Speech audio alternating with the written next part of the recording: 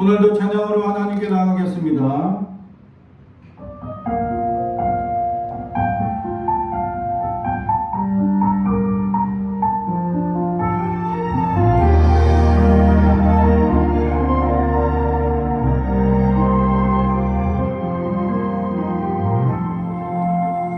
나의 평생에 가장 복된 일은 내가 예수님을 만난 것이라. 나의 평생에 가장 잘한 일이 내가 예수님을 주로 섬긴 것이라. 이 세상 살 동안 내가 걷는 길이 때론 험하여서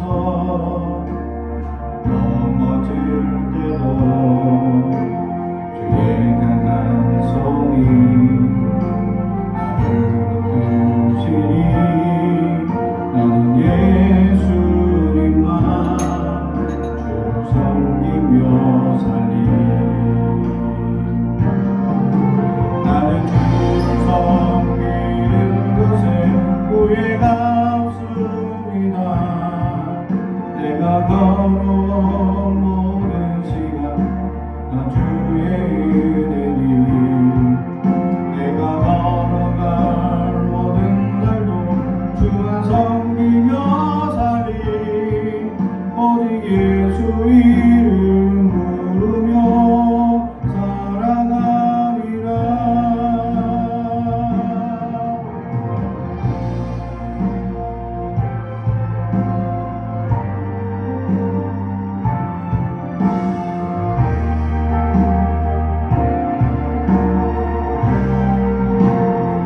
이 세상 살 동안 내가 걷는 길이 때론 험하여서 넘어질 때도 주의 강한 손이 나를 붙드시니 나는 예수님만 주로 섬기며 살리. 나는 주를 섬기는 것에 후회가 없습니다. 내가 걸어온 모든 시간 다 주의 은혜니. 내가 걸어갈 모든 날도 주만 섬기며 살리. 오직 예수 이름 부르며 살아가리라. 이것이 나의 간증이요, 이것이 나의 찬송일세. 나 사는 동안 끊임없이 우주를 찬송하리로다. 나 사는 동안 끊임없이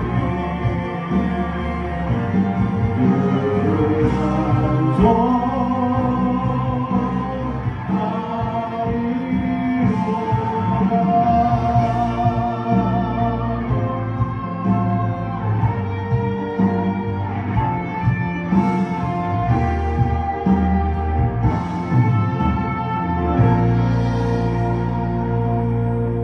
아멘.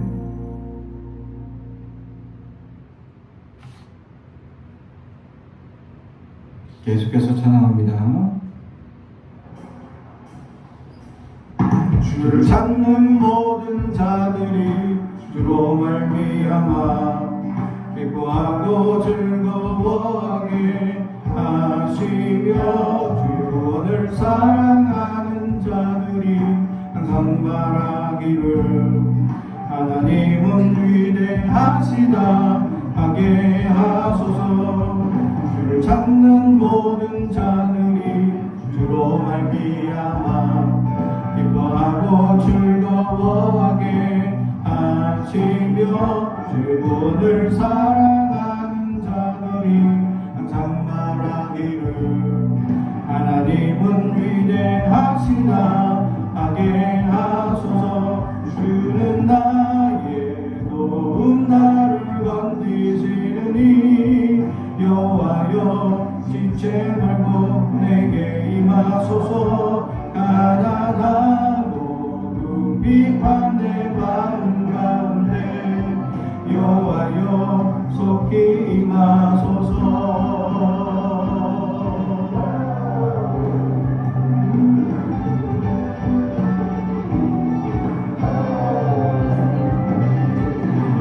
찾는 모든 자들이 주로 말미암아 기뻐하고 즐거워하게 하시며 주의 구원을 사랑하는 자들이 항상 말하기를 하나님은 위대하시다 하게 하소서. 주는 나의 도움 나를 건지시니 여호와여 지체 말고 내게 임하소서. 가난하고 궁핍한 내 마음 가운데 여호와여 속히 임하소서. 나의 도움 나를 건지시니 여호와여 지체 말고 내게 임하소서. 가난하고 궁핍한 내 마음 가운데 여호와여 속히 임하소서.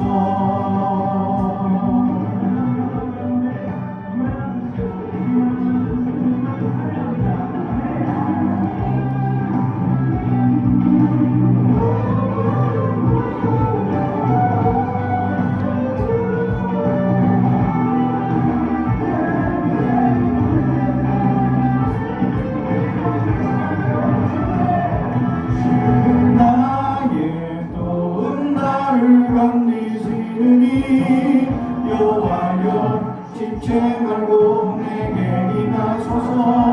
가난하고 궁핍한 내 마음 가운데 여호와여 속히 임하소서. 주는 나의 도움 나를 건지시니 여호와여 지체 말고 내게 임하소서. 가난하고 궁핍한 내 마음 가운데 여호와여 속히 임하소서. 여호와여 속히 임하소서. 여호와여 속히 임하소서.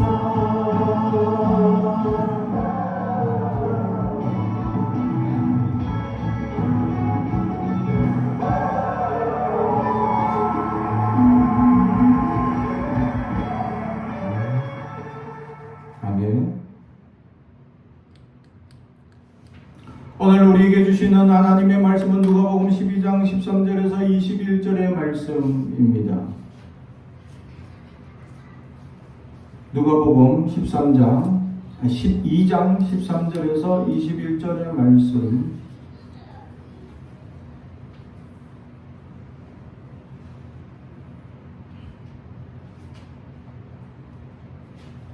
하나님의 말씀을 봉독하겠습니다. 하나님의 말씀을 경청해 주시기 바랍니다. 무리 중에 한 사람이 이르되 선생님 내 형을 명하여 유산을 나와 나누게 하소서 하니 이르시되 이 사람아 누가 나를 너희의 재판장이나 물건 나누는 자로 세웠느냐 하시고 그들에게 이르시되 삼가 모든 담심을 물리치라. 사람의 생명이 그 소유에 넉넉한 데 있지 아니하니라 하시고 또 비유로 그들에게 말하여 이르시되 한 부자가 그 밭에 소출이 풍성함에 심중에 생각하여 이르되 내가 곡식을 쌓아둘 곳이 없으니 어찌할까 하고 또 이르되 내가 이렇게 하리라. 내 곡간을 헐고 더 크게 짓고 내 모든 곡식과 물건을 거기 쌓아두리라. 또 내가 내 영혼에게 이르되 영혼아 여러 해 쓸 물건을 많이 쌓아두었으니 평안히 쉬고 먹고 마시고 즐거워하자 하리라 하되 하나님은 이르시되 어리석은 자여 오늘 밤에 내 영혼을 도로 찾으리니 그러면 내 준비한 것이 누구의 것이 되겠느냐 하셨으니 자기를 위하여 재물을 쌓아두고 하나님께 대하여 부요하지 못한 자가 이와 같으니라. 아멘.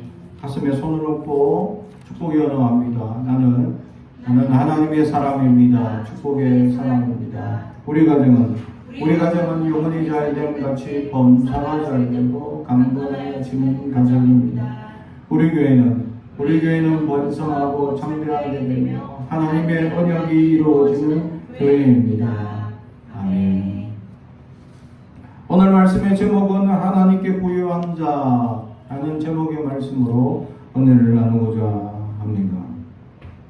오늘 말씀을 결론적으로 얘기하면 하나님은 우리가 부요한 자가 되길 원하는데 하나님께 부요한 자, 부요라는 것은 부자를 얘기하죠.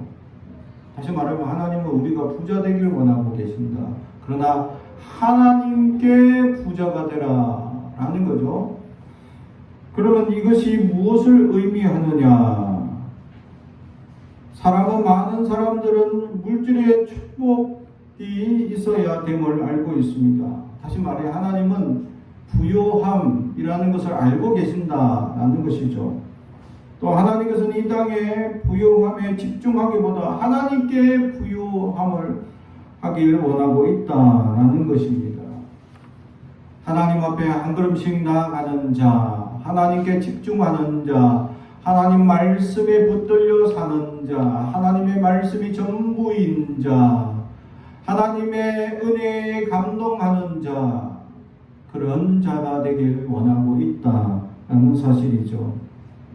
그래서 하나님께 부요한 자는 어떻게 해야 하느냐? 첫 번째, 담심을 버려라 라고 오늘 15절 말씀 우리에게 가르쳐주고 있습니다. 그들에게 이르시되 삼가 모든 탐심을 물리치라. 아멘. 탐심을 가지게 된 자들의 형태가 오늘 본문에 나타나고 있습니다. 탐심을 가진 자들의 형태가 어떤 모습으로 나타나냐? 오늘 13절 선생님하고 부릅니다. 대부분의 주님을 만난 사람들, 주님에 대한 이야기를 들은 사람들은 정말 첫마디가 주여라고 고백하게 될 수밖에 없습니다. 근데 예수님의 말씀을 듣고 예수님의 이야기를 들었으나 그 안에 탐심으로 가득한 자들 또는 다른 것으로 가득한 자들은 항상 예수님을 선생님라고 부릅니다. 대부분 예수님을 진정으로 따르지 않는 자들이 예수님을 찾거나 부를 때에 선생님하고 부릅니다. 랍비어라는 얘기죠. 예수님을 제대로 만나거나 예수님의 은혜를 알고 예수님의 역사가 무엇인지 깨닫는 자들은 예수님을 보자마자 주여라고 고백할 수밖에 없죠. 그러나 탐심이 가득하거나 우리 안에 다른 것으로 가득하게 되면 결국 예수님을 선생님에까지만 부를 수밖에 없다라는 사실이죠. 사랑하는 성도 여러분, 예수님은 우리의 영원한 주님이십니다. 예수님밖에 없습니다. 오직 예수님만이 우리의 구원자 되신다라는 사실을 우리는 믿어야 하고 고백할 수밖에 없어야 합니다.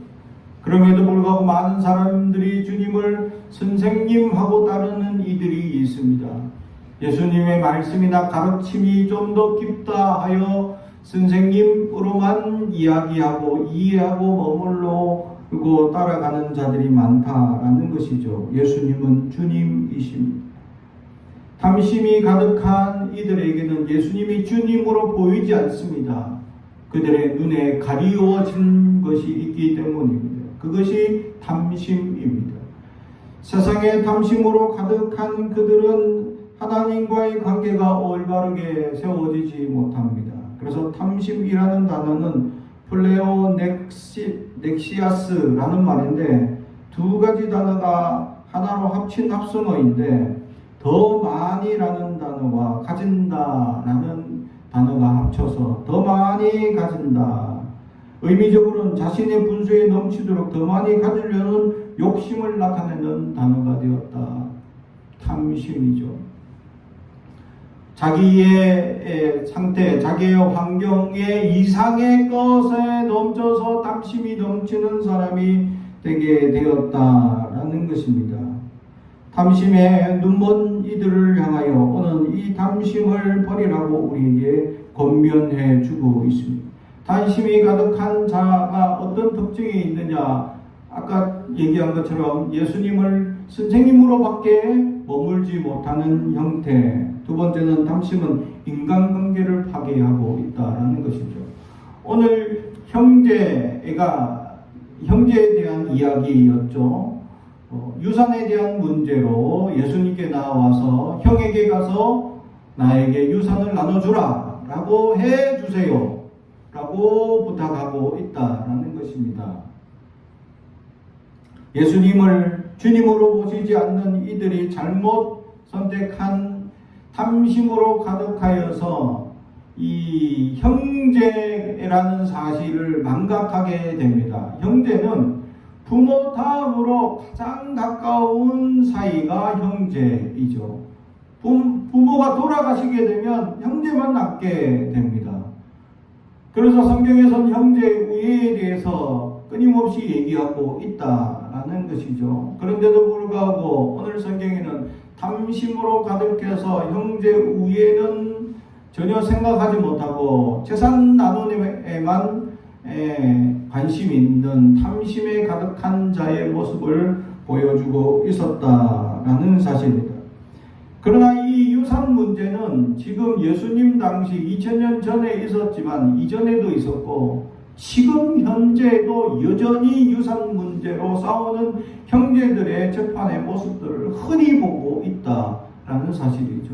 참 이것을 보면 끊임없이 사람들은 탐심으로 가득 차 과거나 현재나 또는 미래에서도 여전히 싸울 형제들의 모습에 대해 비유해 주고 있지 아니한가를 보여주고 있습니다. 성경에서 형제가 존재하는 목적은 서로 어렵고 힘든 세상을 서로 돕고 서로 세우기 위하여 형제가 있다라고 말씀해 주고 있는 것입니다. 그럼에도 불구하고 형제들 간의 우애를 세우기보다는 서로에게 탐심을 내세우는 어리석은 모습을 보이는 자들의 모습들이 너무나 많다라는 것입니다. 이처럼 가장 가까운 사이가 되어야 될 사람들이 가장 먼 사이가 되는 것, 그래서 인간관계를 파괴하는 이런 관계로 발전하는 것이 탐심의 결과이다라는 것이죠. 그래서 탐심은 인간관계를 파괴할 뿐 아니라 오늘 성경에 보면 이 유산 문제에 대해서 주님께서 우리에게 얘기하면서 15절 후반절에 사람의 생명이 그 소유에 넉넉한 데 있지 아니하니라. 아멘. 갑작스럽게 탐심에 대하여 얘기하면서 예수님은 사람의 생명에 이 소유에 넉넉한 데 있지 않다라는 것을 보여줍니다. 아니 목숨과 이 부요함의 차이가 무엇을 나타내느냐라는 것을 보여주죠. 다시 말하면 목숨을 바꿀 만큼 사람들이 탐심에 빠져 있다라는 겁니다. 극단적인 예를 든다면 여러분 목숨을 바꿔서 몇백억을 준다면 바꿀 가치가 있다고 생각하십니까? 있다고 생각하는 사람들이 간혹 있을 수 있습니다. 몇백억이니까 내 목숨 바쳐서 우리 자녀들 편히 살 수 있다면 뭐 이 작은 목숨 하나 바쳐서 우리 애들 위해서 그냥 불사르리 하는 어리석은 사람들이 있을 수 있다는 겁니다. 이게 탐심입니다. 탐심이 멀리 있지 않습니다. 탐심의 마음은 생명을 바꿔도 가능하다라고 라고 여기는 마음이 바로 탐심이기 때문입니다. 사랑하는 성도 여러분, 탐심과 목숨은 바꿀 가치가 되지 않습니다. 전혀 존재 가치가 틀립니다. 그런데도 불구하고 사람은 탐심에 빠져서 마치 그것을 충분히 바꿔도 되는 등가가 될 수 있는 존재로 여기고 있는 어리석은 삶을 살고 있다라는 것이죠. 왜 그렇습니까? 이 땅에 사탄이 우리를 유리한 결과이기 때문입니다. 사탄이 이 땅에 살면서 끊임없이 우리가 물질에 빠져 살도록 우리를 유혹하고 있기 때문입니다. 그들이 강력하게 주장하는 건 물질 없이 너희들 살 수 있을 것 같아? 라고 우리를 유혹하고 있습니다. 그렇습니다. 우리도 물질 없으면 살 수 없다라고 인정하면서 거기에 빠지지 말아야 하는데 빠져버린 우리의 어리석은 모습을 보여주고 있다라는 사실입니다. 그래서 주님은 우리에게 유혹에 빠지지 말라고 주님께서 기도로 우리에게 가르쳐 주시고 계심에도 불구하고 그것이 얼마나 일반적이고 얼마나 강력한 미혹과 유혹인지 우리에게 보여주고 있음에도 불구하고 우리는 여전히 매일같이 탐심에 빠져있는 모습들을 보여주고 있습니다. 예수님은 그걸 잘 알기 때문에 이 물질과 목숨을 등가하여 바꿀 존재가 되는 것처럼 여기는 세상 사람들에 대하여 일침을 가하고 있는 오늘 주님의 가르침을 보게 된다라는 것입니다. 하나님께 부유하지 못한 자들이 나타나는 이 탐심의 결론이 생명까지 바꾼다라는 어리석은 결과죠. 그래서 유서에서 간혹 보게 됩니다. 형제들끼리 유산 문제로 다투다 칼부림 나서 죽이더라. 부모에게 유산 빨리 나눠달라고 요구했는데 안 나눠준다고 칼부림 하다가 감옥 가더라. 라는 이런 말도 안 되는 목숨과 재산을 바꾸려 하는 어리석은 자들이 있더라. 라는 사실. 사랑하는 성도 여러분, 생명과 재물은 전혀 등가가 되지 않습니다. 전혀 그것을 바꿀 존재 가치조차 되지도 않습니다. 근데 예수님은 그것을 얘기하는 것이 세상에 많은 사람들이 그것이 충분히 그렇게 가치가 있다고 생각하는 어리석음에 빠져있는 이들을 향하여 말씀하고 있다라는 것이죠. 마치 소유의 넉넉함이 있으면 내 생명도 오래 살 것으로 착각하고 있다라는 사실. 생명의 주관자는 하나님이심을 우리는 잊지 않아야 합니다. 생명의 주관자가 누구냐를 잊어버리면 마치 내 생명을 바꿔서라도 그 부요를 요구하는 어리석은 결과를 가지게 된다라는 사실입니다. 그래서 두 번째로 비유로 말씀하고 있듯이 마치 생명을 이 부요함으로 바꾸려 하는 어리석은 자의 모습을 보여주고 있었다라는 것이죠. 어느 날 소출이 너무 많아서 창고에 드렸는데 넘치더라. 어떻게 해야 될까라고 여기다가 내가 창고를 하나 더 크게 확장해서 그 소출을 다 넣어야 되겠다. 그리고 창고 안에 가득한 양식을 보면서 내가 이제 편안히 살아야지 하는 비유의 말씀이죠. 그때 예수님은 오늘 밤에 너의 생명을 거두어 가겠다. 그러면 이 부요함은 누구 것이 될까요? 라고 질문합니다. 내 것이 되지 못하죠. 그렇다고 내가 원하는 사람의 것이 되느냐? 그것도 아니다. 라는 사실입니다. 저희 친동생이 사돈 어른이 하루아침에 갑자기 돌아가시는 바람에 정말 많은 사업을 하시면서 부요함이 있었는데 그러면 그 자손들이 다 나누어서 가질 것이냐? 전혀 그게 아니죠.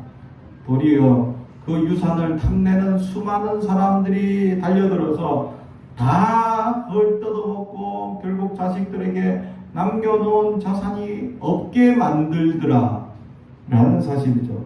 그걸 제가 가장 옆에서 지켜보면서 참 사람의 욕심이라는 것이 핏줄을 그냥 끊어먹는구나 라는 것을 보게 됩니다.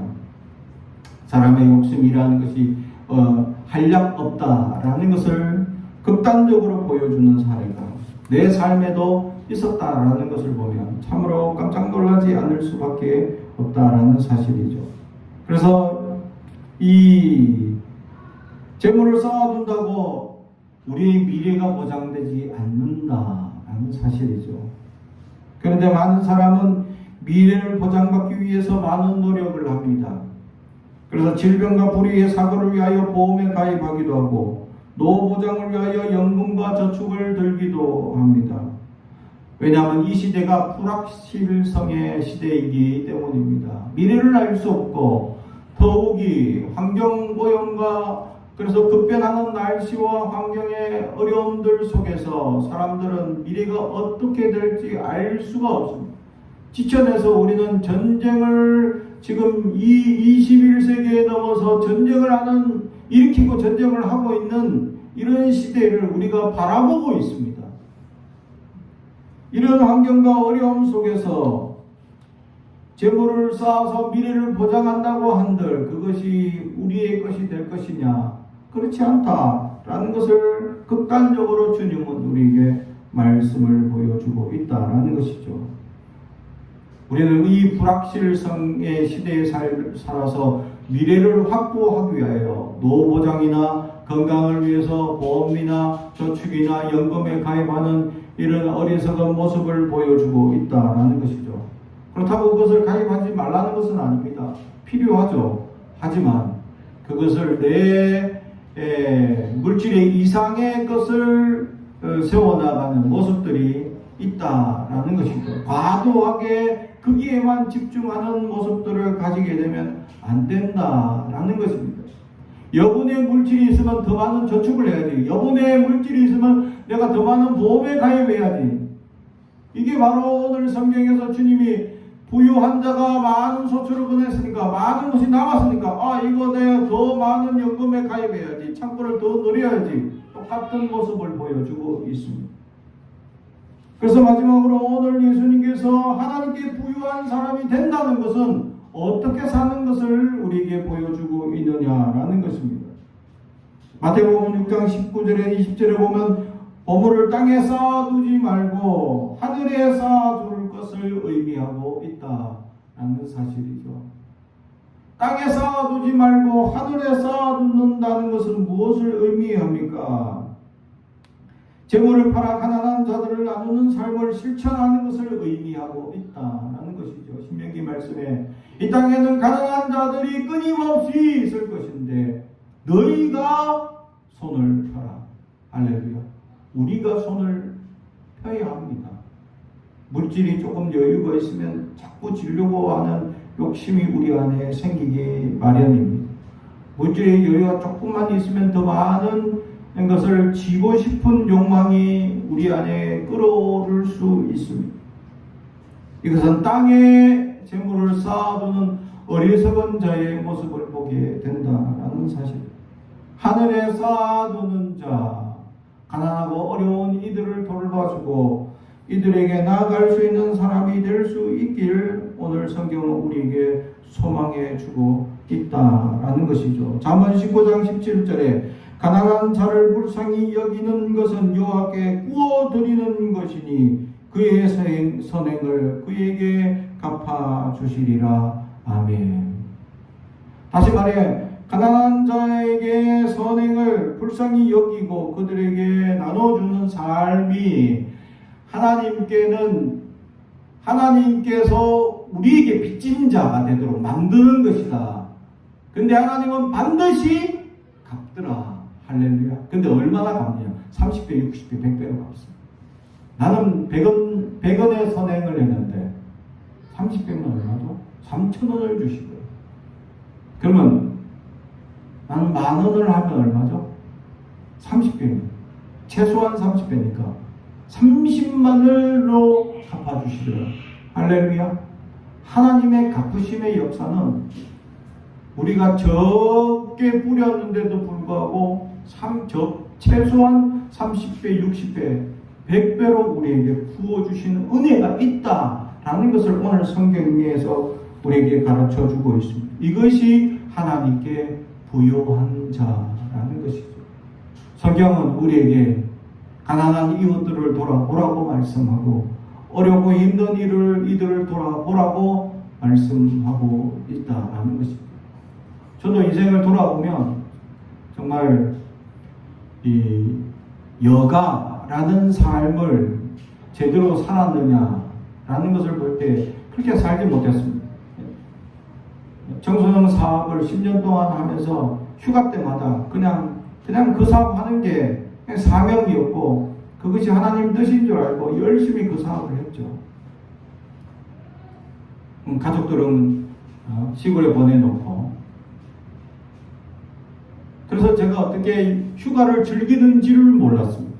휴가가 생기면 당연히 그냥 그렇게 섬기고 봉사하고 이런 일들로 보내는 것이 당연했습니다. 왜냐하면 또 휴가를 보내기 위해서는 물질이 또 있어야 하기 때문이죠. 그렇게 넉넉하지 못하는 물질 때문에 휴가를 어디 간다, 보낸다 하는 개념이 없었습니다.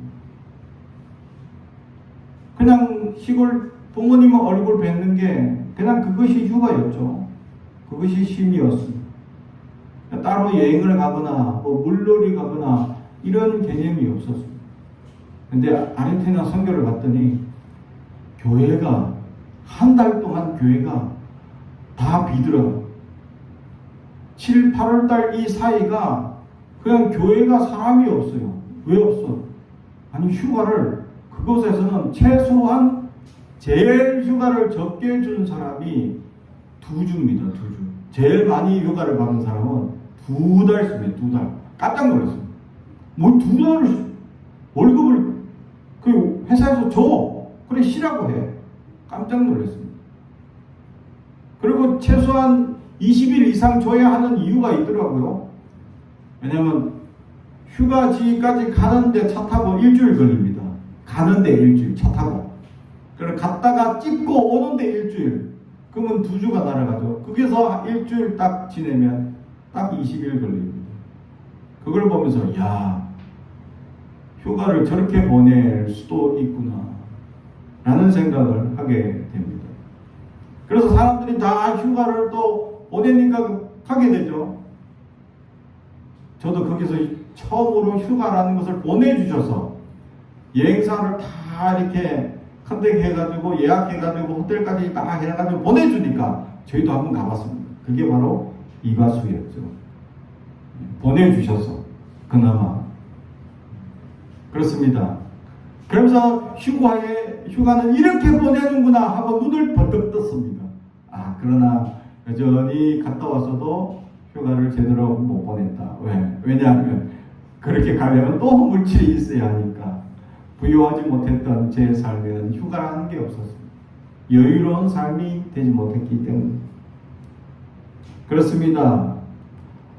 부유하지 못해서 그렇게 휴가도 여가도 제대로 보내지 못했던 삶을 살았던 우리의 삶 가운데 가난한 자들은 끊임없이 있습니다. 지금도 무더운 여름 날씨 속에서 선풍기도 없이 살아가는 인생이 있을 수 있습니다. 전기세가 너무 많이 올랐기 때문에 전기세를 감당하지 못하는 사람들이 선풍기가 있어도 틀지 못하는 사람들이 우리는 지금 에어컨 틀기도 힘들어하는 사람들이 있죠. 우리 집에 있습니다. 한번 틀자고 너무 더워서 좀 틀어주세요. 아무리 간절히 요청을 해도 안 돼 하고 강성하게 아주 하시는 분들이 있죠. 그럼 우리는 에어컨도 한 번도 못 틀지만 어떤 사람들은 선풍기도 못 듣는 사람들이 있을 수 있다. 우리 주변에 가난하고 어려워서 그것이 무서워서 감당할 수 없어서 힘들어하는 자들이 있을 수 있다라는 사실. 그들을 찾아내야 하고 그들에게 우리의 헌신과 손길이 나누어줄 수 있어야 한다. 그렇게 그들을 불쌍히 여기는 마음 그리고 그들에게 선행을 베풀 때에 주님은 그것에 대하여 빚진 사람이 되고 우리에게 30배, 60배, 100배로 갚아주십니다. 반드시 갚으신다. 부유한 자가 되고 싶습니까? 더 많이 선행을 행해 보십시오. 그러면 더 많은 것으로 선행을 할 수 있도록 우리에게 부요하게 하실 수도 있다라는 사실입니다. 성경에서 부요하게 하면 하나님은 그것은 반드시 목적이 있다고 말씀합니다. 내 주변을 돌아보라는 뜻이 있기 때문입니다. 사랑하는 성도 여러분, 우리 주변에 가난하고 어렵고 힘든 이들이 있습니다. 그래서 우리는 이 물질을 향하여 우리의 마음이 그곳에 머물지 않도록 해야 한다라는 것입니다. 누가복음 12장 33절에서 34절 너희 소유를 팔아 구제하여 낡아지지 아니하는 배당을 만들라. 곧 하늘에 둔 바 다함이 없는 보물이니 거기에는 도둑도 가까이 하는 일이 없고 좀도 먹는 일이 없느니라. 너희 보물 있는 곳에는 너희 마음도 있느니라. 아멘. 내 시각이, 내 마음이 내가 물질에 두게 되면 하나님께 두지 못하게 된다. 하나님의 역사를 보지 못하고 하나님의 은혜를 깨닫지도 못하고 하나님의 말씀하시는 그 은혜가 무엇인지도 알지 못해서 어리석은 삶을 끊임없이 살 수밖에 없어 끊임없이 부요함에만, 물질에만 집중하게 하는 미혹에 빠져버리는 우리의 삶을 말씀해주고 있다라는 사실입니다. 이 땅에 사는 우리의 삶의 가치는 물질에 있지 않습니다. 예수의 생명을 가진 자가 될 수 있어야 한다라는 사실이에요. 예수를 믿고 예수 안에 살아가는 것이 우리의 삶의 최고의 핵심이며 하나님께 영광을 돌리며 사는 것이 우리의 삶의 목적이고 근본임을 깨달아야 한다라는 것이죠. 그런데도 우리는 끊임없이 이것을 잊어버리고 부요함에만 집중하고 있지는 아니합니다. 자꾸 진 손을 펴야 합니다. 자꾸 조금이라도 물질이 여유가 있으면 자꾸 지려가는 마음을 펴야 합니다. 가난하고 어려운 이들을 위하여 나눠줄 수 있는, 그래서 하나님께 헌신하고 드렸더니 더 많은 것들로 갚아줘 더 많이 나눌 수 있는 은혜와 용기가 있는 자들이 되기를 주님의 이름으로 축복합니다. 어느 교회 사모님이 나눔을 위해서 조그만 그림을 그려서 판매를 하기 시작했어요. 그랬더니 그 사모님의 처음에는 이거 10,000원, 20,000원 이렇게 팔았는데 그분들이 50,000원, 100,000원으로 사가시더라는 거죠. 아니 그래서 그 비용으로 나오는 것을 가난한 자들에게 쌀을 사서 나누어 주려고 했더니 처음에는 한 10가마 정도 나오더니 지금은 100가마 나오는데 감당이 안 되더라. 100가마를 다 나눠줘야 되니까 주변에 쌀 필요한 사람들 다 가져가세요. 이래 되는. 그래서 저희 가정에도 한번 연락 왔어요. 목사님 쌀 필요하지 않나요? 쌀 괜찮습니다. 국가에서 아주 싸게 사서 괜찮습니다. 라고 말씀을 드렸더니 쌀이 너무 당신이 감당하기 어려울 정도로 사람들이 아니 그림도 안 사면서 그냥 기부하시는 분들도 있고 해서 더 많이 헌신하는 사람들이 있더라고요.